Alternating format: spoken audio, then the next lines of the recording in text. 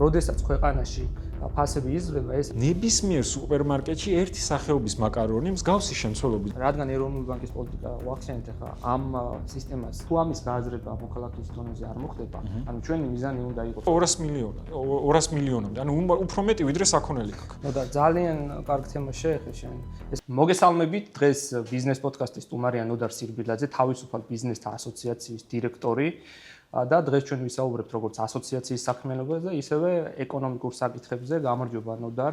მიხარია რომ ამ ფორმატში შედგება ჩვენი საუბარი და მოდი დავიწყოთ ეკონომიკური საკითხებით და შემდეგ ბოლოსკენ მოვიტოვოთ ასოციაციის საქმეები. შევეხოთ იმ მნიშვნელოვან ეკონომიკურ თემებს, რომელიც საზოგადოებაში არის აქტუალური და აი ბოლო პერიოდში იყო განხილვის საგანი ფასების საკითხი და ჩვენ არაერთი ასე ვთქვათ შეფასება მოვისმინეთ, რატომ იზრდება ფასები ქვეყანაში და აი მაინტერესებს შენი შეფასებით რა არის ქვეყანაში ფასების ზრდის მთავარი წყარო. კი ბატონო. გიორგი, პირველ რიგში მოგესალმები და ძალიან დიდი მადლობა მოწვევისთვის და გისურვებ წარმატებას ამ ასე ვთქვათ ძალიან საინტერესო და მნიშვნელოვან პროექტზე და პროექტში ჩემი აზრით. რაც შეეხება ინფლაციის მაჩვენებელს, პრინციპში ეს არ ახალია ხო ჩვენთვის. ხა წინა წლებსაც რომ შევხედოთ, მუდმივად მთავარი წუხილი ადამიანების იყო ფასების ზრდა. თან განსაკუთრებით ეს წუხილი იმით მძაფრდებოდა, რომ სურსათის ჯგუფში იყო ორნიშნა ინფლაცია ხოლმე და აი სურსათზე მაგალითად იქნება რძე, კვერცხი, ყველი, ხორცი და ასე შემდეგ, ფასები იზრდებოდა სწრაფი ტემპით. და ეს კვლევებში ჩანდა ხოლმე რა, საზოგადოებრივ სოციალურ კვლევებს როდესაც ატარებდნენ, მოსახლეობის მთავარი პრობლემა იყო ხოლმე ინფლაციის მაჩვენებელი და ახლაც წლის დასაწყისში მოკლედ მთავრობაში ალბათ მიხვდა რომ მოდი ამაზე გავაკეთოთ აპელირება და გამოვიძიოთ თუ რატომ არის რეალურად ფასები მაღალი ჩვენთან. რაც ჩანასახშივე პრინციპში ფიქცია იყო და მე დასაწყისში მაშინ როცა დაიწყო ეს პროცესი კომენტარის გავაკეთე მედიასთან რომ მიმართულება რითაც დავიწყეთ ფასების გამოკვლევა თუ რატომ არის ზვირი და რატომ იზრდება ფასები პროდუქტებზე არასწორი იყო. დავიბარეთ ბიზნესები, ვითომ ბიზნესმენებს ახსნა განმარტებები და იქ რამე ისეთ მაღალი მოგების მარჟა ხო არა აქვს და ეს ხო არ არის პრობლემა და ასე შემდეგ და რამდენი ორი თვე მიდიოდა ხო თუ არ ვწდები მიდიოდა ეს ორი თვე ეს პროცესი მაგრამ შედეგი მივიღეთ ის რომ თურმე ესე არ ყოფილა თურმე ბიზნეს კარგი მარჟა ქონია ევროპულ სტანდარტებთან შესაბამისობაში და ასე შემდეგ და ერთადერთი რაც რაღაცნაირად გაეკეთილშობილებინათ ეს საქმიანობა თავისი იყო ის რომ თქვენს რომ აგერ ჩვენი მაღაზიები რომლებიც არიან ქსელური სუპერმარკეტები მაგათ ექნებათ სპეციალური დახლები სადაც ძირითადი მოხმარების პროდუქტები სპეციალურ ფასად გაიყიდება ანუ თავის საქმიანობით რომ რაიმე წარმოიჩინა საზოგადოებაში და მთლად არ ეთქვათ რომ ვერაფერი გავაკეთეთ ეს გააკეთეს მთელი ამბავი არის ის რომ ამით არაფერი არ შეცვლილა გიორგი არაფერი არ შეცვლილა იმიტომ რომ თუ დააკვირდები ის პროდუქტები რა პროდუქტებიც ახლა ამ სპეციალურ კალათაში არის სადაც იყიდება ეგ პროდუქტები ისედაც მაგდენი ღირდა ფაქტობრივად ყოველდღე. ერთ მაღაზიაში თუ არა მეორეში მაინც იყო ეს ფასდაკლებულები. ნებისმიერ აი მაგალითად ახლა მაკარონი რო პირობითად 2 ლარი იყიდება სპეციალურ ფასად ნებისმიერ სუპერმარკეტში ერთი სახეობის მაკარონი მსგავსი შემცველობით ზუსტად ისედაც ღირდა 2 ლარი. და ხშირ შემთხვევაში ლარნახევარიც და ასე შემდეგ. ანუ ამ საქმიანობით რეალურად შედეგი ვერ მივიღეთ. შემოგვიწყდა ჩდება ლოგიკური კითხვა, რატომ მოხდა ეს და მეორე მხრივ რა განაპირობებს ფასების ზრდას. რეალურად ამ ყველაფრის მთავარი განმაპირობებელი მიზეზი არის ის, რომ ჩვენ არასწორი ტრაექტორიით წავედით, რომ თითქოს ბიზნესის ბრალია რომ ესეთი ფასები გვაქვს. თავარი პრობლემა რაზეც სამწუხაროდ აპელირება არ ხდებოდა და ეს ნათლად დავინახეთ ამ კომისიის მუშაობის ფარგლებში ეროვნული ბანკზე კითხვის ნიშანი და მის ფუნქციონირებაზე არავის არ დაუსვავს. რატომ? ეროვნული ბანკს კონსტიტუციით უწერია თავის საქმიანობის უმთავრეს მიზნად ინფლაციის მოტოვა. ანუ ფასები არ უნდა გაიზარდოთ ქვეყანაში, ნუ იქ ჩაწერილია 3%, 3%-ზე მაღალი ინფლაცია, ანუ საშუალოდ ცხოვრება 3%-ზე მეტად არ უნდა გაგვიწურდეს. აი ძალიან მარტივად რო ავხსნათ, ასე თქვა ჩვენს მენას. ეროვნული ბანკი როგორ არ უნდა ყოფილიყო იქ ხო, როდესაც ვსაუბრობთ ფასებზე. შესაბამისად, სწორედ აქედან გამომდინარე იმის თქმა მინდა რომ თავარი მიზეზი გიორგი რის გამოც არის ინფლაცია და ეს აქამდეც ასე იყო. ეს არის ეროვნული ბანკის პოლიტიკა. ეროვნული ბანკის პოლიტიკა ამ შემთხვევაში გულისხმობს მონეტარულ პოლიტიკას, ძალიან ესე სლენგივით არის ხოლმე ფულის ბეჭდა. ამას რო ეძახიან ხოლმე. სინამდვილეში ეს ფულის ბეჭდა ნიშნავს იმას, რომ ფულის მასა ფართოვდება ქვეყანაში და ჩვენ თუ დავაკვირდებით ბოლო წლების ტენდენციას, დავინახავთ რომ ფულის მასა ქვეყანაში იმაზე სწრაფი ტემპით იზრდება და იმაზე მეტი მოცულობით ვიდრე ეკონომიკა. ანუ წარმოიდგინე რომ ეკონომიკამ რაღაცა რეალურად შექმნა პირობითად 100 მილიონის დოვლათი და ამ დროს ფულის მასა გაიზარდა 200 მილიონამდე. ანუ უფრო მეტი ვიდრე საქონელი გაქვს. ნუ და ძალიან კარგ თემას შეეხე შენ. ესე იგი მონეტარული საზოგადოებასაც რომ კიდევ ერთხელ აუხსნათ, მონეტარული პოლიტიკა არის ეროვნული ბანკის პრეროგატივა.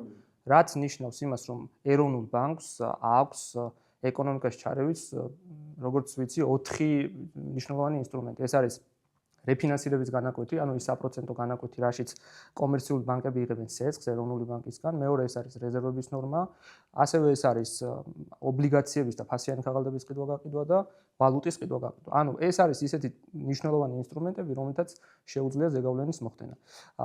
აქ არის მეორე საკითხი, როდესაც ინფლაციის თარგეტირებით მაჩვენებელი აჩვენდა საქართველოში ეს არის 3% და თარგეტირების ნაწილში სხვადასხვა ამ ნაწილს თავისი კრიტიკოსებიც ყავს, მაგალითად ეკონომიკაში ნობელის პრემიის ლაურეატი ჯოზეფ სტიგლიცი ამბობს, რომ სახელმწიფოების ცენტრალური ბანკები ვერ გააკონტროლებენ ინფლაციას, იმიტომ რომ ეს ინფლაცია ხშირ შემთხვევაში არის იმპორტირებული და ნუ ხა გასაგებია რომ საქართველოში როდესაც სამომხმარებლო კალათის 80% არის იმპორტირებული, გარკვეულ წელს შეიძლება ინფლაცია იყოს იმპორტირებული, მაგრამ ეს არ ნიშნავს იმას, რომ ცალსახად ამ ნაწილს მივაწეროთ და შენ სწორი ახსენე ფულის მასის ზრდა, როდესაც ქვეყანაში ფასები იზრდება, ეს არის წმინდად ეროვნული ბანკის ფულის ემისიის საკითხი და ზოგადად რა არის ეკონომიკური ზრდა, ხო, აი მაყურებელსაც რომ მარტივად აუხსნათ, როდესაც ქვეყანაში არის X პროდუქციის რაოდენობა და Y ლარის რაოდენობა და ეს ლარის რაოდენობა ფიქსირებულია და პროდუქციის რაოდენობა იზრდება, ეს არის ეკონომიკური ზრდა.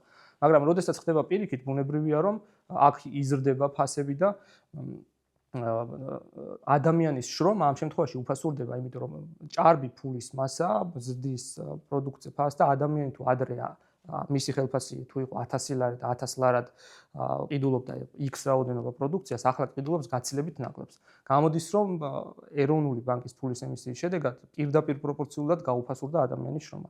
ამიტომ ეს არის მთელი მიზეზი აი ამ ფასების ზრდის და არა ის პოპულისტური საკითხები და შინაარსები, რაც ჩვენ მოვისმენთ. ამიტომ აბსოლუტურად გეთანხმები. ძალიან კარგი მიმართულება გაშალე გიორგი, აბსოლუტურად მეც გეთანხმები, რომ იმპორტირებულ ნაწილს ბუნებრივია გარკვეული დოზით შეიძლება კონდეს ზეგავლენა, ეს სავსებით ბუნებრივია, მაგრამ არა ისეთი, რაც ფულის ემისიას. ეხლა რა გამახსენეთ მაგაზე რომ თქვი, რომ ადრე იყო ესეთი შემთხვევა, მაღალი ინფლაცია ქონდა, მაღალი ინფლაცია დაბრალდა თურქეთში ლირის გაუფასურებას და იქ არსებობდა ხო, იყო ისეთი მომენტებიც, როცა მე პირიქით ლირა გამყარდა თურქეთში კარგი მაკროეკონომიკური პროცესები მიმდინარეობდა. მაშინ ჩვენს დადებითად რატო? მაშინაც ორნიშნა ინფლაცია ქონდა. მაშინ რატო არ შეგვეხო? მე სხვა მიზეზი მოვიფიქრეთ იმისათვის, რომ გვეთქვა, რომ აი საგავსუფლად საგარეო შოკების ბრალია.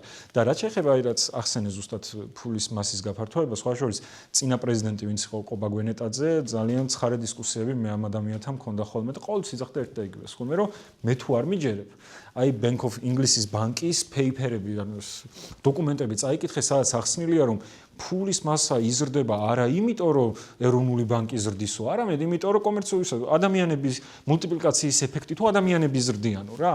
ანუ მარტივი ახსნა რო იყო დიდ როცა რო არ წავიღოთ, ანუ გამოდის ის, რომ ეროვნული ბანკი კომერციული ბანკებს ფულს აძლევს, კომერციული ბანკები მე ასესხებენ ამ ფულს და ას ადამიანები ამ ფულს აბევრებენ, ანუ რაღაცა ბიზნესი იწყებენ საქმიანობას და მულტიპლიკაციის ეფექტი აქვს და ამას მიხსნიდნენ რა და როცა გავეცანი ამ დოკუმენტს ლოგიკური კითხვა დამიჩნდა რომ აი ეს კომერციული ბანკები ბევრ სესხს რო უშვებენ.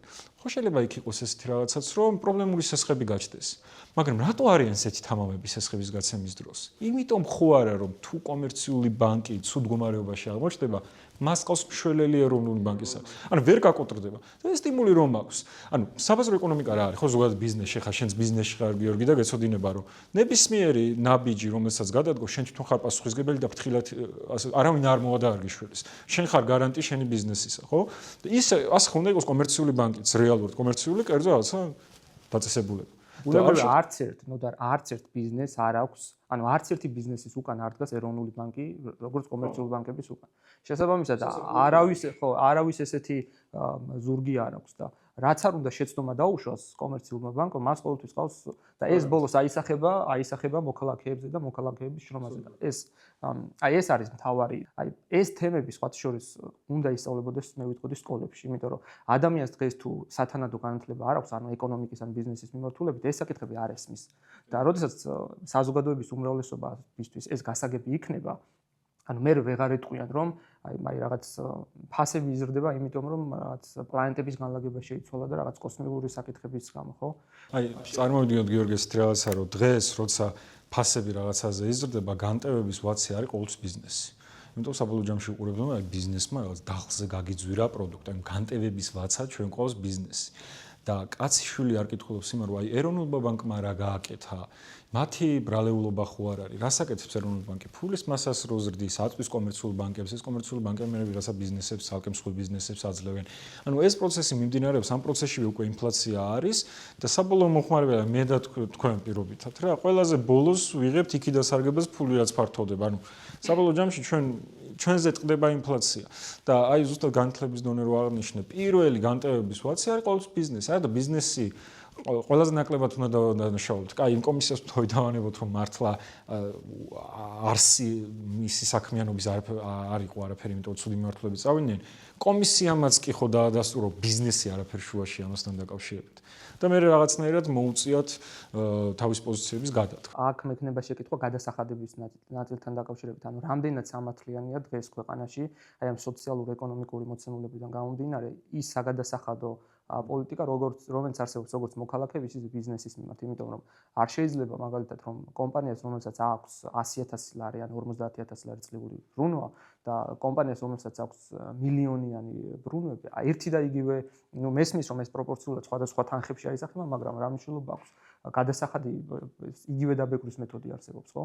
და აქ როდესაც მაგალითები არის, რომ რაღაც საფრანგეთში პირობითად არის პროგრესული დაბეგვრის მეთოდი და არის ევროპის ქვეყნები, სადაც უფრო დიდი არის.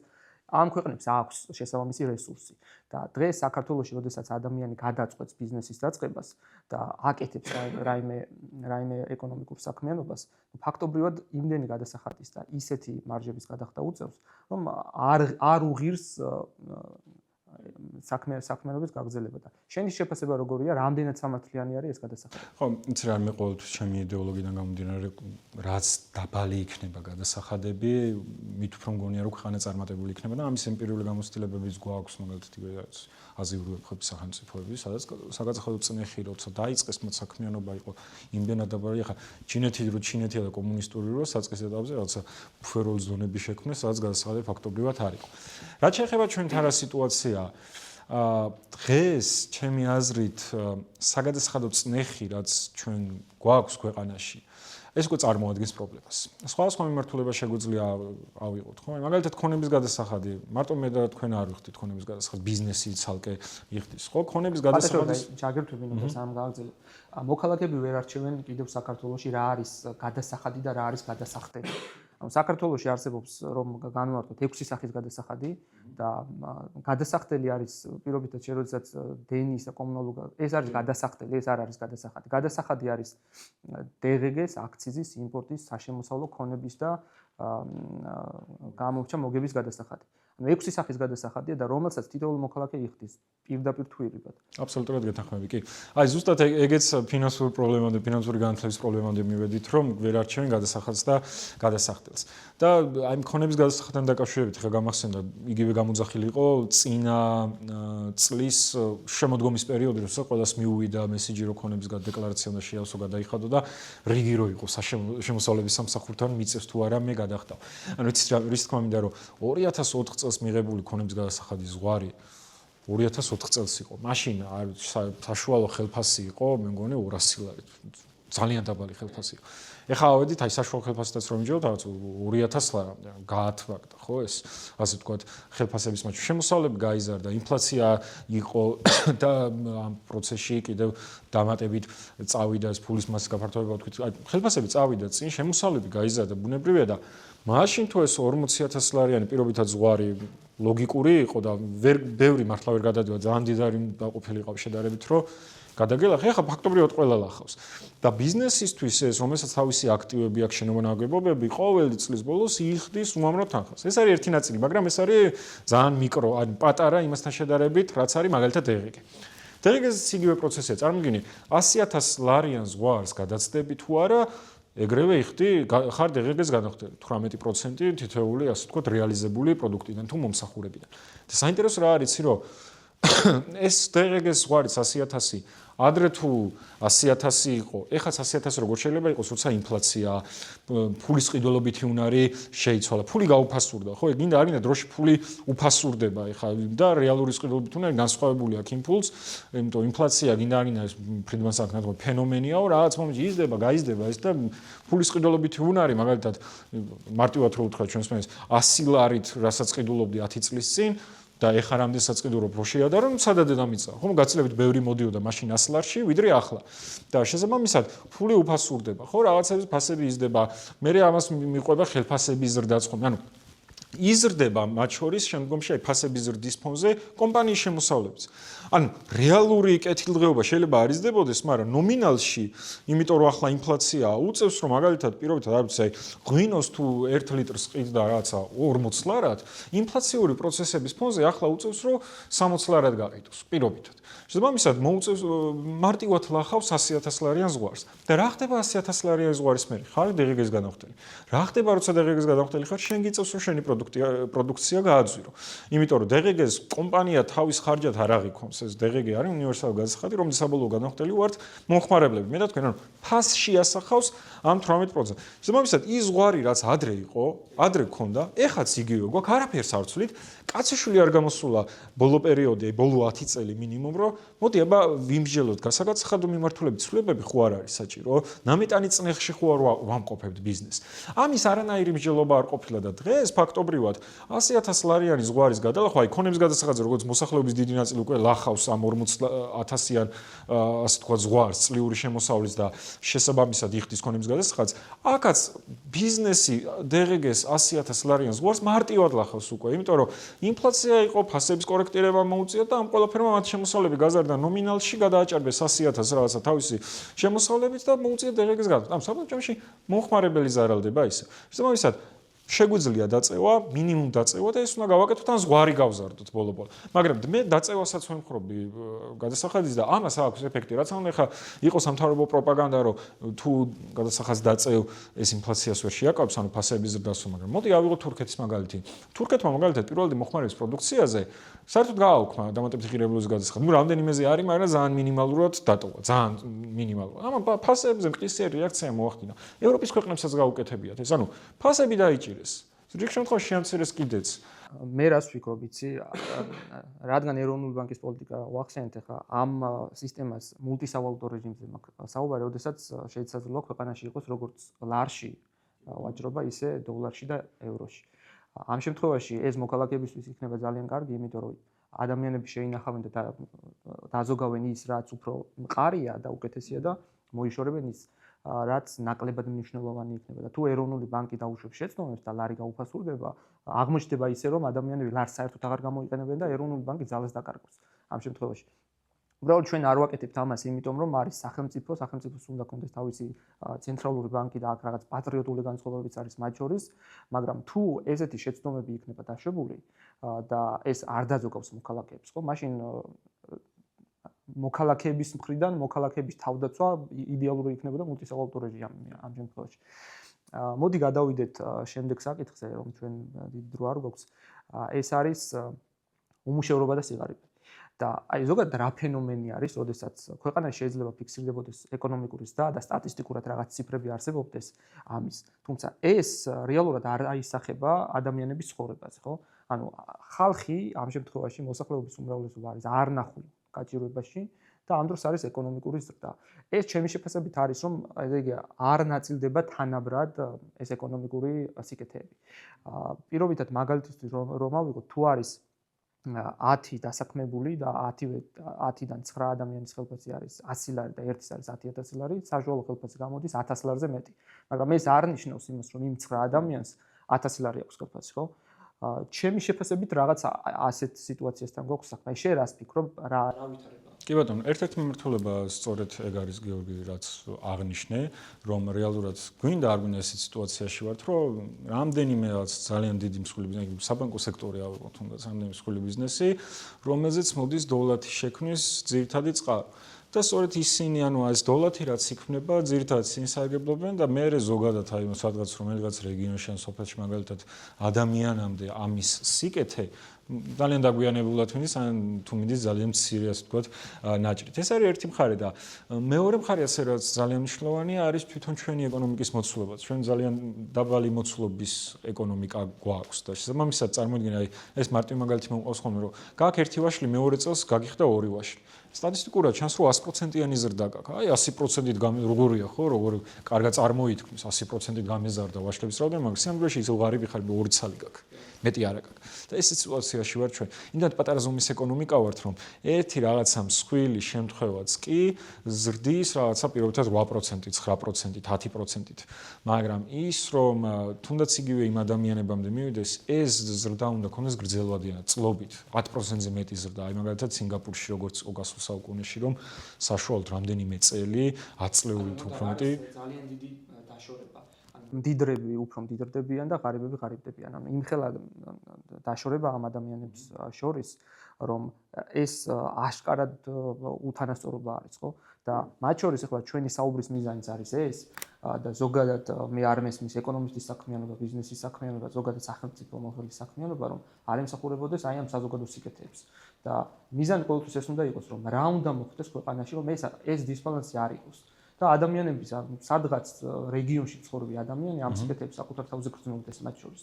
კი, ამას ჭირდება პოლიტიკა. და ამას არ ვაკეთებ სამწუხაროდ და არადა ზუსტად არის გამზადებული რეცეპტიც არის. მართლა როგორ შეიძლება ეს პრობლემა მოგვარდეს, ისე რომ იმ ადამიანებამდე მივიდეს კონკრეტულად, მაგრამ კაციშვილი ამაზე ხმას არ იღებს. წარმოიდგინე გიორგი ესეთი რაღაცა, რომ ქვეყანაში გვაქვს უამრავი რესურსი, ტყის რესურსი, სასოფლო-სამეურნეო მიწები, მინერალური წყლები, თერმული წყლები, სასარგებლო წიაღისეული, უამრავი ფაქტობრივად ყველაფერი გვაქვს. ამ რესურსების დაახლოებით უხეშად რო ვთქვათ 75%-ს არ ვიყენებთ. ანუ ჩვენი ეკონომიკა რაზეც დგას და თბილისზე მოდის ჩვენი ეკონომიკის 50%-ზე მეტი. დგას სწორედ თბილისზე რა, აქ მართლა მოხდა პრივატიზება, ეხლა მიწების, ურბანული მიწების გადაცემა და ამუშავთ. მაგრამ რეგიონებში რო ჩახვიდე და ზოგადად ქვეყანას რო მოვედო, წარმოიდგინე, რაც კი სიმდიდრე გოგაჩნია, იმის 75%-ს არ ვიყენებთ. ანუ ავიზაღლის პრინციპი ხო იცი, არც თვითონ ჭამს, არც სხვა საჭმელს. დაახლოებით ეს სიტუაცია გვაქვს. წარმოიდგინე, ეხლა რომ შეგვეძლოს გავაკეთოთ ისე, რომ პრივატიზაციით ამ ხალხს მივცეთ ეს ასე ვთქვათ, ხონება. ძალიან კარგი თემა შეეხება შენ. აი პოსტკომუნისტური კაპიტალიზმის ეპოქაში, როდესაც ჩამოყალიბდა ჰომო ტრანსფორმატიკუსი, აი ეს ადამიანის ესეთი ტიპი, როდესაც აი ამ ვერტიკალური ეკონომიკიდან, იგივე ბრძანებლური ეკონომიკიდან გადავიდა საბაზრო ეკონომიკაზე და მან აღმოაჩინა, რომ არსებობს თავისუფალი ბაზარი, სადაც სახელმწიფო კი არ გეკმოს, არამედ ბაზრის საჭიროებების მიხედვით იქმნება და იწარმოება პროდუქცია. და აი ამ ჰომო ტრანსფორმატიკუსისთვის დამახასიათებელი არის რა, რომ ის მიუხედავად იმისა, რომ უკვე საბაზრო ეკონომიკაში ცხოვრობს, სახელმწიფოსგან მოელის რაღაც ამ შემთხვევაში სიკეთეებს.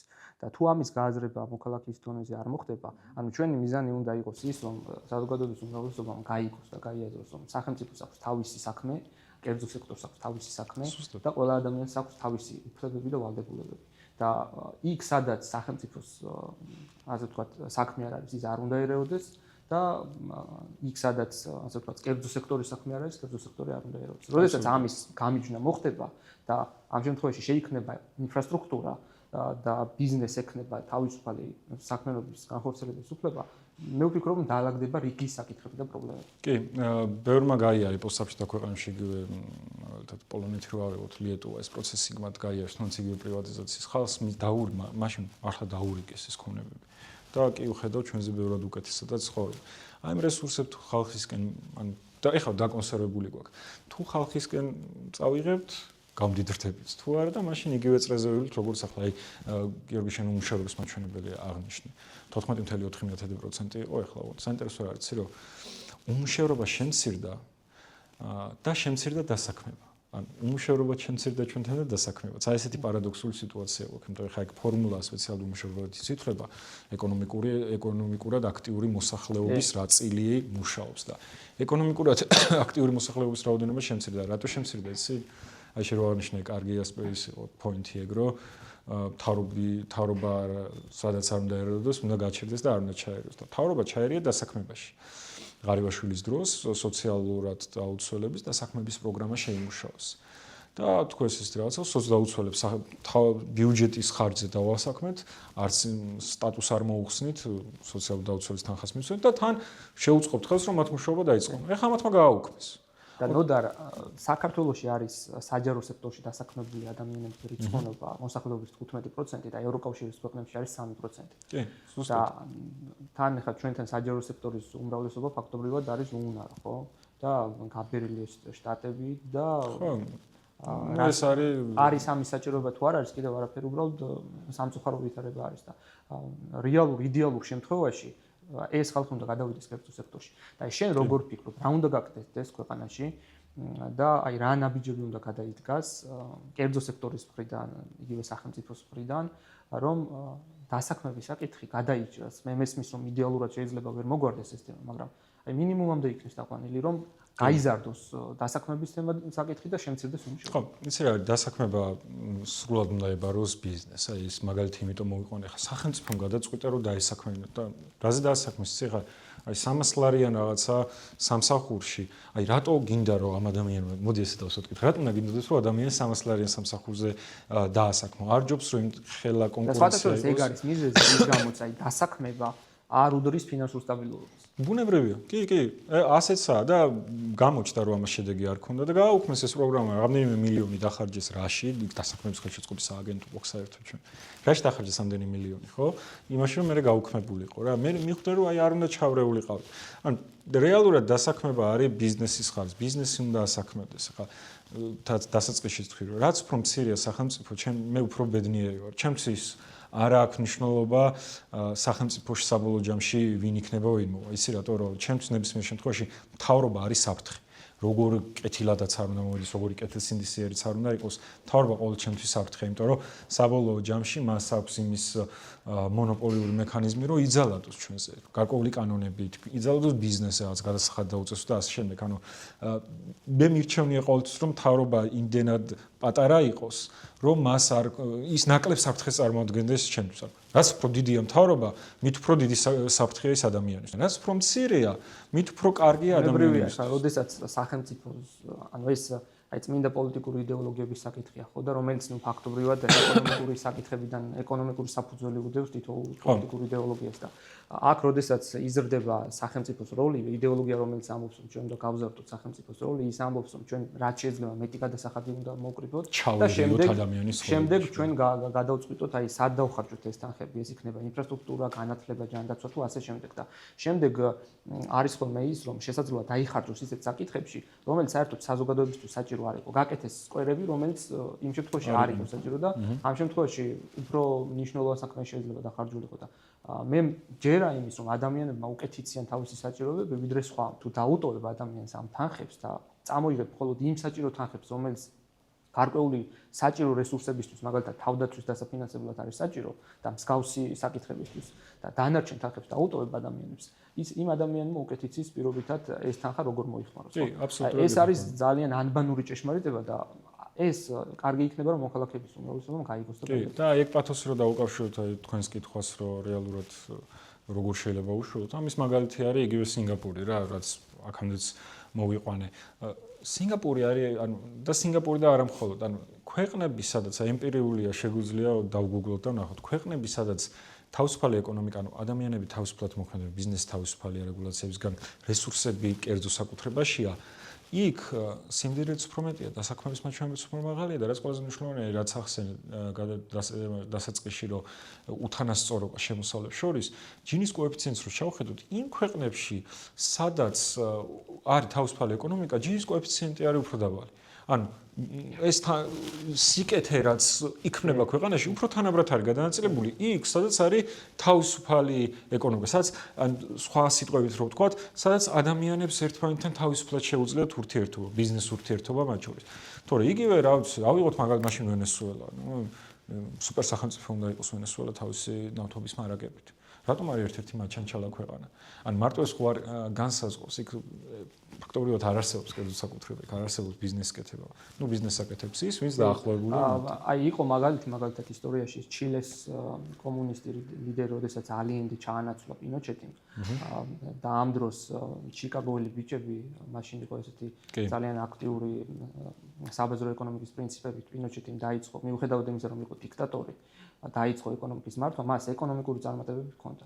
კი, ნამდვილად. და ეს ეხლა ჩვენ ეს ახირება კი არ არის, ეს უბრალოდ არსებობს საუკეთესო პრაქტიკები და გამოცდილება მაჩვენა, რომ აი ასე ამ მეთოდებით მართვა ყველასთვის ასაკეთოა, მოქალაქისთვისაც და თითოეული ადამიანისთვის. მონეტარულ პოლიტიკაზე სერიოზული კარგი ნაბიჯები გადადგა მაგალითად რა იგივე ეხლა ჩვენ დოლარიზაცია ავიტეხეთ იმათაც გქონდათ თავიდან, მაგრამ მე ვხვდეს რომ მოდი გავანებოთ დოლარიზაცია იყოს თუ უნდათ ადამიანებს დოლარი აიღონ და გამოიყენონ. იმუშავა. აღარ იყო არც. და მაინტერესებს რამდენად არის დღეს საქართველოში დემოგრაფიული საკითხები დაკავშირებული ეკონომიკურ საკითხებთან, იმიტომ რომ სტატისტიკის იგივე ეროვნული სამსახურის მონაცემებით დემოგრაფიული კრიზისია ქვეყანაში.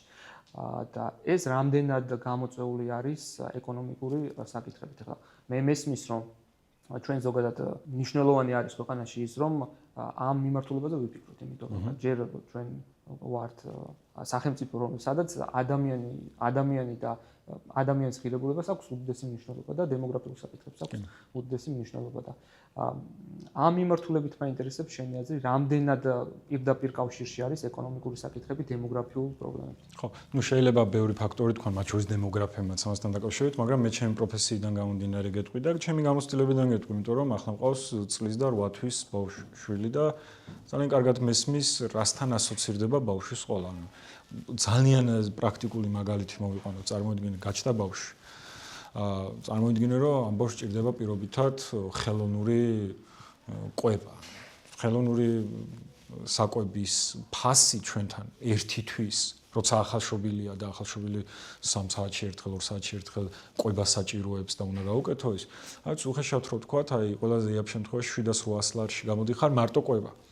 ამას დაამატებ ამპერს პირობითად. აი ძალიან მარტივი ის. ხო, ეს დამატებით არის დაახლოებით 300-400 ლარი. ეს უკვე 1100 ლარი არის. ამას დავამატებ ექიმთან ვიზიტები, საშუალოდ ვიზიტზე 100-150 ლარი თვეში, წამლები, იმიტომ რომ საწყის ეტაპზე არის გარკვეული პრობლემა, ხა არ ახსნი მედიცინის დონეზე, მაგრამ წამლები, რომელიც დაახლოებით 150-200 ლარი ჩდება. ანუ ამას დავამატებ მე კალიესკას, ანუ წარმოიდგინე, ბავშვის ყოლა თვიურად გიჯდება 2000 ლარამდე, რომ უბრალოდ ბავშვი კარგად იყოს. ახალშობილზეა საუბარი.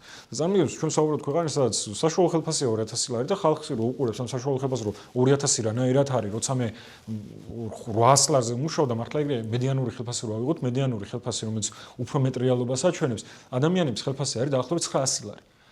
ხელზე რასაც იღებენ, მედიანური ხელფასი აი მაქსიმუმ 1000 ლარი. და წარმოიდგინე, როცა ესეთი სიტუაცია ქვეყანაში, ესეთი მართლა გაჭირვება და შემოსავლების კუთხით სერიოზული პრობლემებია, ბავშვის ყოლა ნორმალურ პირობებში გიჯდება თვეში 1500-2000 ლარი მაინც, რომ მინიმალური საჭიროები დაუკმაყოფილო. და შენ ახსენე ბანკების თემა და ჩვენ ეროვნულ ბანკზე ვისაუბრეთ, მაგრამ კომერციულ ბანკებთან დაკავშირებით მინდა გითხრა, აი რამდენად კეთილსინდისიერია ამ შემთხვევაში მოქალაქეებთან მიმართებაში, იმიტომ რომ ჩვენ ვხედავთ ბანკების საქმიანობას და ბანკების მარკეტინგ აქტივობებს და კამპანიებს, მათ აქვს ძალიან კარგად შეფუთული ეს პროდუქტი, აქვს ძალიან კარგი ლოზუნგები, მოწოდებები, წინ გამარჯვებისკენ რაღაც ასეთი აქტივობები და თემები და იმიჯს ძალიან კარგად ქმნიან, მაგრამ დღეს საქართველოში რომ ფაქტობრივად შეიძლება არ იყოს ოჯახი, რომელსაც ბანკის ესხი არ ქონდეს, ეს ერთი საკითხია, მაგრამ მეორე არის რა პირობებში აქვს ეს ესხები. და როდესაც მოქალაქე მიდის და რაღაც იპოთეკურ ესხს იღებს პირობითად, ეს რომ შეადარო შენ ევროპულ ბანკებს, არის ძალიან დიდი სხვაობა პროცენტებში. მაგალითად, საფრანგეთში შეიძლება აიღო საბანკო იპოთეკური ესხი 1.2%-ში 25 წლით იპოთეკური ესხი და შენ როდესაც ხარ ახალგაზრდა ოჯახი და ეს შეგიძლია ამ პერსპექტივაში რაღაც დაგეგმო, აქ არის გაცილებით ძალიან მაღალი პროცენტები. აი რა არის ამის მე მესმის რომ მოქალაქეები მაინც იღებენ ამ ესხს, მაგრამ რა პოლიტიკა უნდა იყოს, რომ საბანკო პოლიტიკამ ფაქტობრივად არ მოიცვას ასე მოსახლეობის უმრავლესობა და მთელი ქვეყანა არ იყოს ადამიანების ცხოვრება გადასული იმაში, რომ იმუშაოს შემდეგ ეს ბანკის პროცენტი გადაიხადოს თვის ბოლოს. სანამ აქტიურად დაიწყება ამაზე საუბარს, როდესაც მოქალაქეს ესხს იღებს და იქ ხელს აწერს ხელშეკრულებას, უდებენ რაღაც 500 გვერდიან დოკუმენტს, ხო? და ამ 500 გვერდიან დოკუმენტის გაცნობა ჯერ ერთი რომ დაუჯდეთ და ერთი თვე იკითხო შეიძლება მოქალაქემ ეს ვერ გაიაზროს, იმიტომ რომ არ ქონდეს სათანადო იურიდიული განათლება და შემდეგ აღმოჩნდება ხოლმე რომ იქ ჩადებული არის ისეთი პუნქტები, ისეთი ნაღმები, მე ვიტყოდი, რომ ბანკს ეძლევა ყველაფრის უფლება ამ შემთხვევაში. და უკვე გვიან არის ხოლმე, იმიტომ რომ ხელმოწერილი არის მოქალაქის მხრიდან. ეს რამდენად კეთილსინდისიერი მიდგომაა. ხო, ნუ აი ბოლოდან დავიწყებ. ეგ პრობლემა მართლა იყო და ბოლო მომხმარების უფლებების დაცვის კონფერენციაზე რო ვიყავი, მე მგონი მაშინ ეროვნულმა ბანკმა თქვა, რომ აი მმართველობით კმეთი ნაბიჯები გადაიდგა, გულφრთხილად რო გითხრა, აღარ მახსოვს მართლა რა ნაბიჯი, მაგრამ მაგ პრობლემაზე საუბრობდნენ, ასე რომ ეგ პრობლემა ალბათ ეხლაც არსებობს. ნუ რაღაც ნაბიჯები გადაიდგა, მაგრამ ეხლაც არსებობს. ძალიან მაღალია საპროცენტო განაკვეთი ჩვენთან, ანუ თუ ძალიან არ გჭირდება მართლა რაღაცაში, არ უნდა აიღო access-ი, იმიტომ რომ ფაქტობრივად რას ესაც იღებ, მინიმუმ ორმაგს აბრუნებ რა საბოლოო ჯამში და ეს ძალიან სწორი მინიშნება, მაგალითი იყო საფრანგეთი, გერმანია, ანუ იქ მართლა 1.2% იპოთეკურ სიზღებთ, ან 25 წლიანია, ჩვენთან მე მგონი 15 წლიანია, მაქსიმუმ მე მგონი 20-იანი. რამდენიმე მიზეზია, მოდი დავფიქრდეთ რა განაპირობებს ამ ყველაფერს, ხო? ერთი არის ეკონომიკა კვლავ, ეკონომიკური პოლიტიკა და მეორე არის ამას ლობიზმი დავარქვა თუ ინტერესების გატარება, ორივე ახსნათ. რაც შეეხება ეკონომიკურ ნაწილს. საბოლოო ჯამში ეს საბანკო საქმე სხვა თანაბარ პირობებში უნდა ფუნქციონირდეს, როგორც მოთხოვნა მიწოდება, ხო? აი რას გულისხმობ, რომ ბანკი არის შუამავალი ჩემსა და მაგალითად ჩემს შორის, რომ სესხის აღება გინდა, რაღაც მე მაქვს ფული და ჩვენ ერთმანეთს არ ვიცნობთ, მაგრამ ბანკი ასრულებს ჩვენ შორის გარანტორს, რომ მე ორივეს გიცნობთ და მე დაგასტაბი, მე შეგარი, ასე ვთქვათ, მოგარიდებთ. და თვითონ რაღაცა პროცენტს იღებს ამაში. ამიტომ ერთი არის, რომ ღარიბები ვართ, ვერ ვზოგავთ, დეპოზიტი არ გვაქვს და ცოტა არის ფული რო გაასესხონ მაგის მოზიდული და მეორე ამბავი არის რომ ალტერნატივა არ არსებობს. მაგალითად კაპიტალის ბაზარი. კაპიტალის ბაზარი ჩვენთან დე ფაქტო რაღაც არსებობს, რაღაც თავისთვის რაღაც 5 ლარია თვიური ბრუნვა, მეტი არაფერი. ამის აი ეს ალტერნატივა რომ არ არსებობს, ეს ხო საბანკო სექტორში კი არა. ეს არის სამედიცინო სექტორში. ბევრგან ეგ პრობლემა არის, რომ მხოლოდ ერთი ან ორი ერთმანეთთან დაკავშირებული კონკურენტია, რომელთაც იდეალურად აქვს შეთანხმებული ფასები და ნუ იმიტომ რომ რაღაც საქართველოს არის პატარა, ასე ვთქვათ, ბაზარი, არ არის დიდი ეკონომიკა და შესაბამისად დიდი კონკურენტები, ბევრი კონკურენტი არ არის ქვეყანაში, გამოდის ის რომ წასასვლელი არ აქვს სხვაგან მოქალაქეს.